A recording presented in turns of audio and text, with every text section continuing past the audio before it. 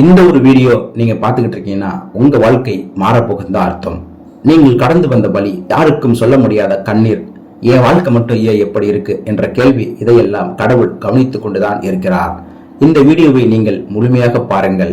ஒரு விஷயத்தை மட்டும் நீங்கள் நினைவில் வையுங்கள். இரவு எவ்வளவு இருண்டதோ விடியல் அவ்வளவு அருகில் இருக்கும்.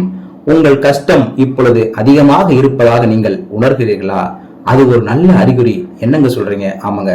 ஏனென்றால் கடவுள் எப்பொழுதும் சோதனையின் முடிவில் தான் முழுமையாக அருளை வைப்பார்.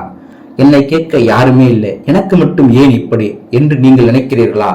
உண்மை என்னவென்றால் கடவுள் அதிகம் நேசிப்பவர்களே அவர் அதிகமாக சோதிப்பாராம். நீங்கள் இன்று அமைதியாக அழுத ஒவ்வொரு இரவும் வீணாக போகவில்லை.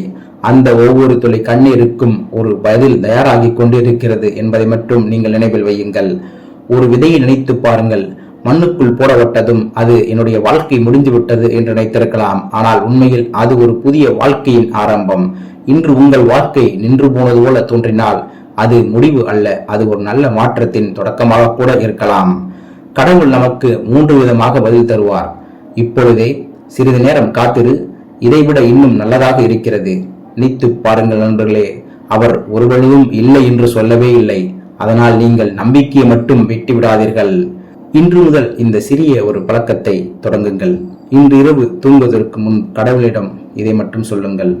இறைவா, என்னுடைய வாழ்க்கையை உன்னிடம் நான் முழுவதுமாக அர்ப்பணித்து விட்டேன். என் வாழ்க்கையில் வரும் அனைத்து நல்லது கெட்டதும் நீயே பார்த்து கொள்ள வேண்டும். இதற்கு மேல் எதுவும் இல்லை. இந்த ஒரு வரி உங்கள் மனசில் இருக்கும் பாரத்தை மெல்ல குறைக்க ஆரம்பிக்கும். இதேபோல் டெய்லியும் நீங்கள் தூங்குவதற்கு முன்னால் இந்த வார்த்தைகளை சொல்லிக்கொண்டு தூங்குங்கள். இறைவன் உங்களை கண்டிப்பாக காப்பாற்றுவார். நண்பர்களே, இறைவன் இருக்கிறார், எதற்கும் கவலைப்படாதீர்கள். நம்ம வாழ்க்கை நல்ல விதமாக மாறும். இறைவன் ஒருபொழுதும் நம்மளை கைவிட மாட்டார்.